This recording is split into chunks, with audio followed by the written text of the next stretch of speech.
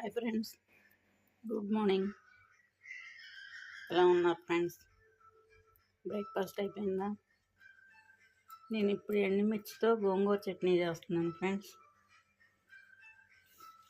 ఇదైతే పావు కేజీ గోంగూర, 100 గ్రాముల ఎండుమిర్చి, కొంచెం చింతపండు, వెల్లుల్లి. ఎలా ప్రిపేర్ చేసుకోవాలో చూపిస్తాను. ఎండుమిర్చి అయితే పెట్టాను ఫ్రెండ్స్ స్టవ్ మీద. కొంచెం ఆయిల్ వేసాను, కొంచెం ధనియాలు, మెంతులు, ఆవాలు వేస్తున్నాం. ఇవి ఫస్ట్ ఫ్రై చేసుకోవాలి. ఇలా ఫ్రై చేసుకోవాలి.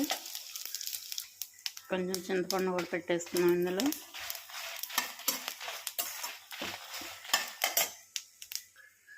ఇలా ఫ్రై చేసుకోవాలి.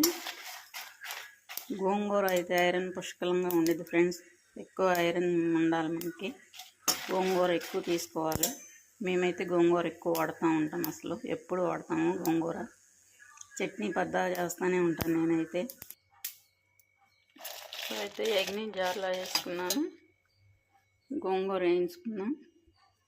కొంచెం కరివేపాకు కూడా వేసుకున్నాం. కరివేపాకు వేసుకోవటం వల్ల మనం మిక్సీ పట్టేసుకుంటాం కదా, తినేస్తాము. మనం ఆపేసుకుంటే పడేస్తాం కదా.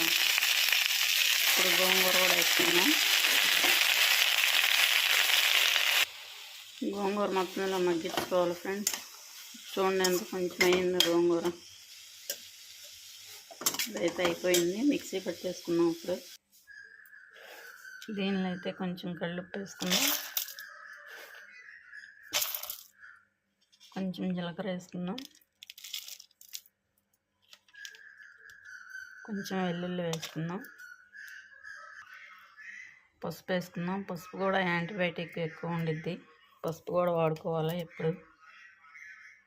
ఇది మిక్సీ పెట్టేస్తాను. ఇప్పుడు పెట్టేసాను ఫ్రెండ్స్. ఇందులో గోంగూర కూడా వేసుకున్నప్పుడు గోంగూర కూడా వేసుకొని పట్టేసుకోవాలి. మిరపకాయలు గుట్టు వస్తుంది. ఓకే, ఇలా వేసేసుకొని మొత్తం మిక్సీ పెట్టేసుకుంటాను. చట్నీకి అయితే తాలింపు పెట్టేసాను ఫ్రెండ్స్. వేసేసుకున్నాం తాలింపులు అందులో.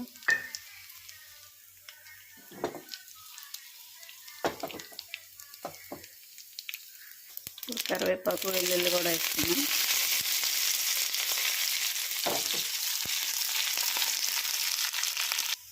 Okay friends,